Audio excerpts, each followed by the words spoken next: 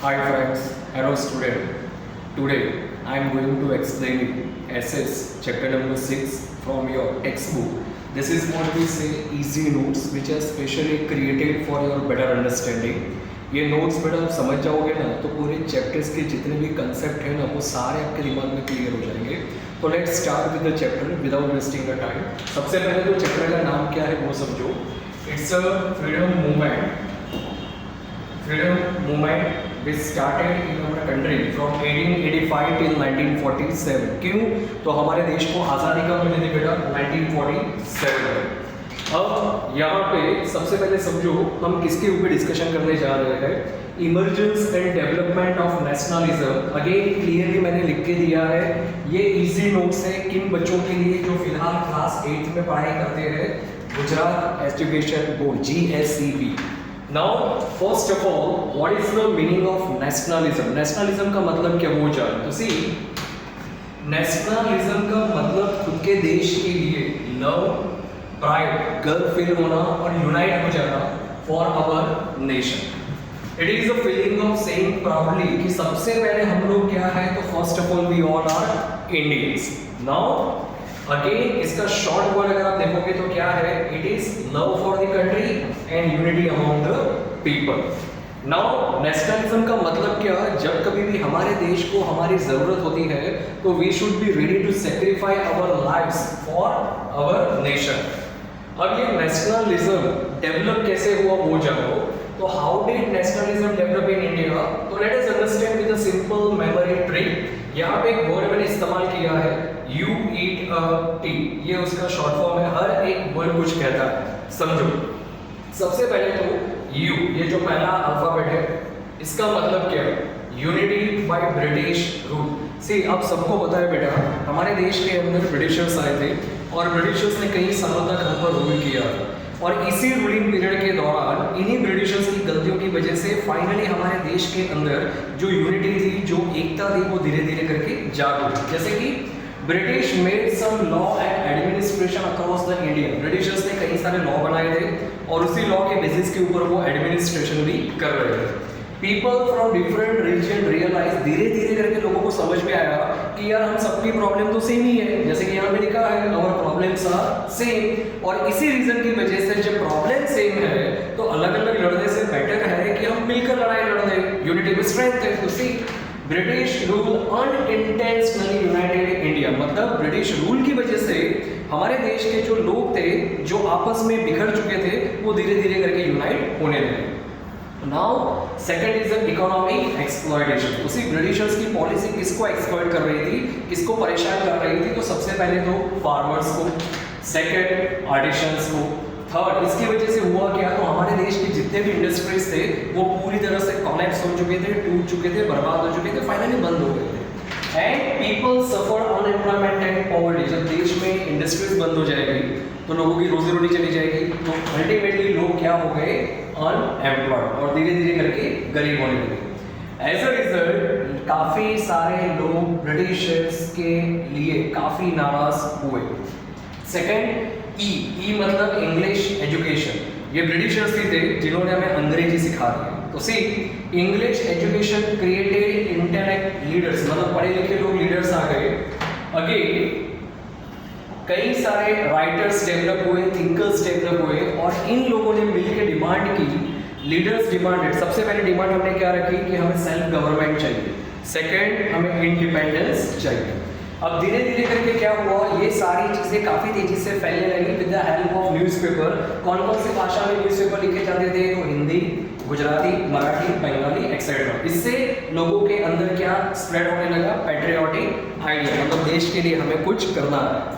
और the A stands for awareness of a glorious past. See, जब तक हमें हमारे पास्ट के बारे में पता नहीं चलेगा ना तब तक हम कभी भी अपना वजूद नहीं संभाल पाएंगे. तो अल्टीमेटली हमें हमारे पास्ट के बारे में सारी चीज़ें पता लगने लगी. तो ब्रिटिशर्स ने क्या किया British translated ancient Indian text और उससे पीपल को रियलाइज हुआ कि हमारा पास्ट कितना ग्लोरियस था, कितना महान था. Pride in Indian culture increase. अब जब हमें हमारे पास्ट के बारे में पता चला तो हमें हमारे देश के लिए क्या फील होने लगा. We feel pride. People question British, लोगों ने ब्रिटिशर्स को क्वेश्चंस करने स्टार्ट किए कि आखिर ये अंग्रेज हमारे देश में कर क्या रहे हैं। धीरे धीरे करके ट्रांसपोर्ट और टेलीग्राफ सर्विस स्टार्ट हो गई, जैसे कि railways, postal service, telegraph service, और इससे क्या हुआ, सारे लोग एक दूसरे से कनेक्टेड हो गए। जब कनेक्टेड हो जाएंगे तो आपस में प्रॉब्लम शेयर करेंगे, प्रॉब्लम आएंगे तो सॉल्यूशन पे भी काम होगा। एज अ रिजल्ट ज़्यादा कम्युनिकेशन हुआ, नेशनल यूनिटी और भी काफ़ी स्ट्रांग हो गई। E stands for event that created unity। ये कुछ इवेंट है बेटा जिसकी वजह से हमारे देश के अंदर काफी अच्छे से लोग यूनाइट होने लगे। जैसे कि सारे सरकारी जॉब में इंडियंस के साथ क्या हो रहा था, इनजस्टिस, नाइंसाफी हो रही थी। सेकंड, वर्नाक्युलर प्रेस एक्ट, इन्होंने इंडिया के जितने भी न्यूज़पेपर थे वो बैन कर दिए थे, रिस्ट्रिक्ट किए थे। Then Ilbert bill controversy, arms act, ये कुछ एक्ट थे जिसकी वजह से धीरे धीरे करके इंडियंस को रियलाइज होने लगा।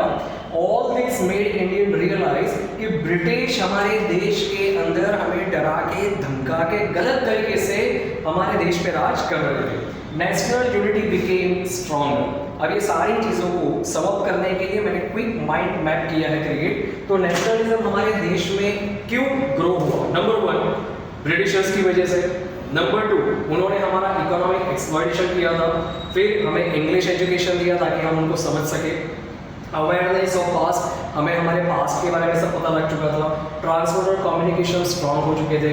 अनफेयर ब्रिटिश पॉलिसी जिसकी वजह से पूरा देश यूनाइट हुआ। नाउ अब क्या हुआ, establishment of Indian National Congress. हमारे देश के अंदर इंडियन नेशनल कांग्रेस INC का सेटअप कब हुआ था? इन ईयर 1885। नाउ ये कांग्रेस फॉर्म क्यों हुई, उसका रीजन क्या वो समझो। तो बाय 1885 सारे जो इंडियंस थे वो ब्रिटिशर्स से क्या थे, अनहैप्पी थे। इसीलिए उनको एक प्लेटफॉर्म चाहिए। तो नंबर 1, हमें एक नेशनल प्लेटफॉर्म चाहिए, एक यूनाइट होकर फाइट करना पड़ेगा। इलेक्शंस हमारे देश के अंदर डायरेक्ट नेशनलिज्म क्रिएट करने के लिए चाहिए। So a national organisation was form और उसका नाम क्या था, Indian National Congress. Now who help in starting this, ये इंडियन नेशनल कांग्रेस की स्थापना करने में वो कौन था जिसने हमें मदद की? तो number 1 is given Allan Octavian Hume, जिसको शॉर्ट में हम बोलते हैं AO ह्यूम। वो एक रिटायर्ड ब्रिटिश ऑफिसर थे। उन्होंने इंडिया के अंदर लोग इतने नाराज क्यों थे वो जान चुके थे और इसीलिए वो नहीं चाहते थे कि वापस 1857 जैसा रिवॉल्ट दोहराया जाए। जानबूझकर उन्होंने हमें हेल्प करना स्टार्ट किया। सी ही अंडरस्टूड कि सारे इंडियंस नाराज थे, उनको डर था कि कहीं रिवॉल्ट ऑफ 1857 वापस रिपीट ना हो जाए। उन्होंने क्या किया, तो he help Indian form a political organisation. उन्होंने हमें गाइड किया कि आप एक पॉलिटिकल ऑर्गेनाइजेशन फॉर्म करो। He acted as a bridge between Indians and British government, मतलब वो संतुलन मेंटेन कर रहे थे between Indian as well as British government, आपस में वो तालमेल मिला रहे थे। अब पहला जो कांग्रेस का सेशन मिला वो कौन सी डेट को मिला, ये डेट्स याद रखना कंपलसरी। 28 दिसंबर 1885। कौन सी जगह पर? गोकुलदास तेजपाल संस्कृत कॉलेज। कहां पर ये है? इन मुंबई। कितने मेंबर्स वहां पे शामिल हुए थे? 72। प्रेसिडेंट कौन था इस मीटिंग का? तो योमेश चंद्र बैनर्जी। अब इंपॉर्टेंट पॉइंट क्या है वो याद रखो बेटा। Dadabhai Naoroji, grand old man of India, Firoz Shah Mehta, Badruddin Tyabji, Gopal Krishna Gokhale.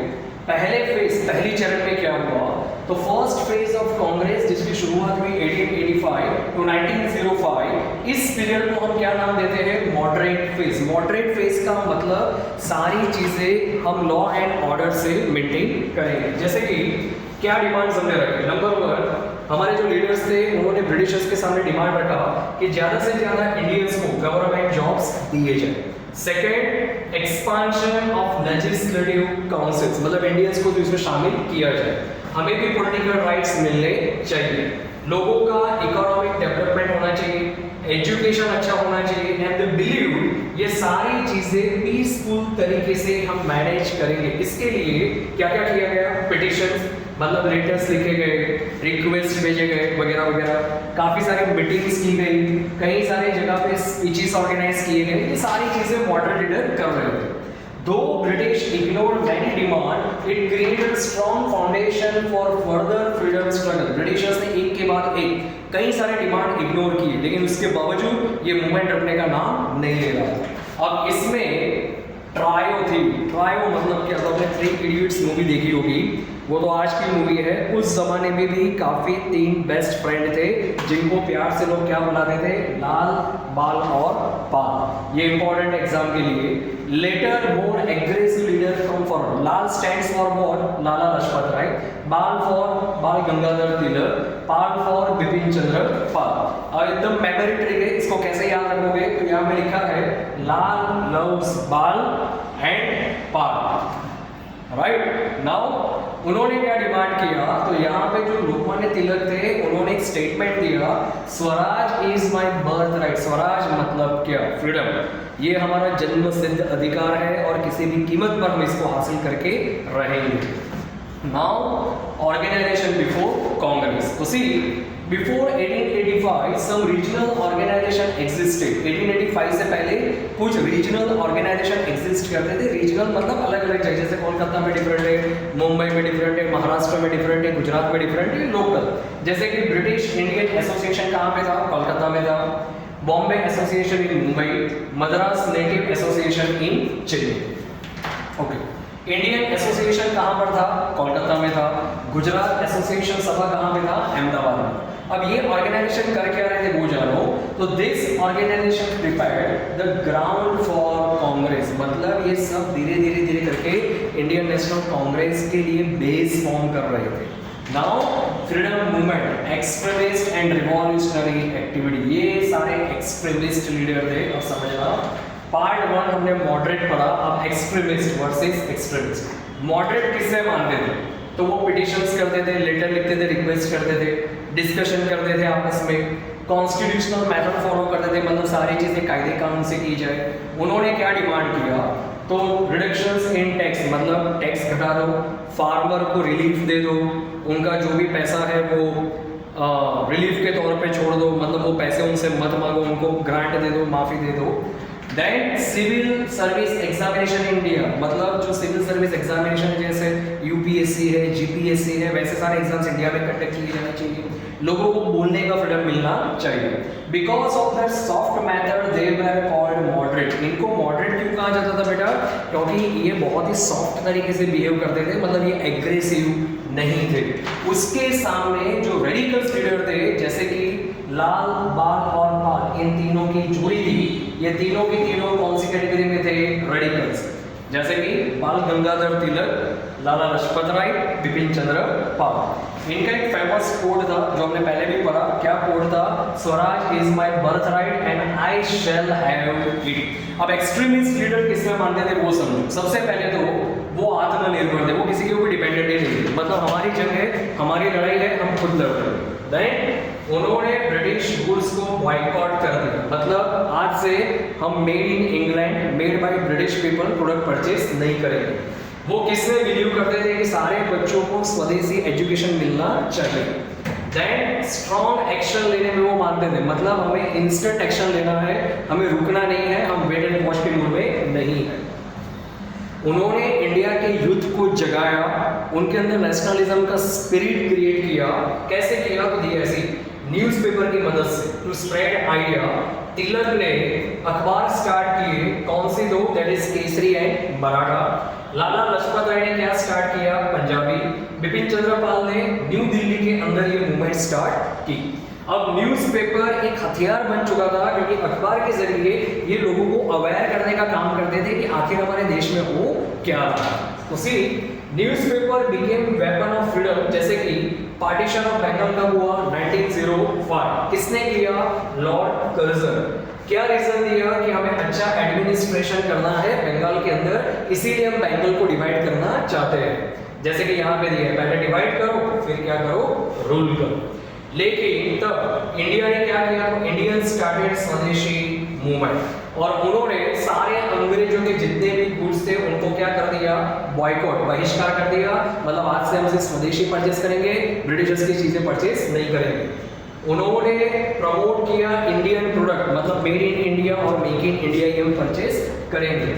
इन्होंने इंडियन बच्चों के लिए नेशनल स्कूल स्टार्ट किए जहां पे इंडियन स्टूडेंट्स को स्वदेशी एजुकेशन दिया जा सके। फाइनली लॉर्ड कर्जन झुक गए। इन 1911 जो पार्टीशन होने वाला था वो क्या हो गया, कैंसर। ये हमारी सबसे बड़ी जीत थी। That was a victory for the Indians. Okay बेटा, आज इतना ही टॉपिक है। नेक्स्ट टॉपिक, नेक्स्ट वीडियो हम अपलोड करेंगे कल। Till that tata bye bye, do revision. Please ये चैनल सब्सक्राइब कर देना, अपने फ्रेंड्स को शेयर कर देना। This is a free education given by Kunal sir to all Gujarat students जो गुजरात एजुकेशन बोर्ड से जुड़े हुए हैं ऑफ क्लास 8 के। तो इसको लाइक करो, शेयर करो अपने दोस्तों के साथ और ज़्यादा से ज़्यादा इसको प्रमोट करो। Thank you, tata bye bye, see you in next class.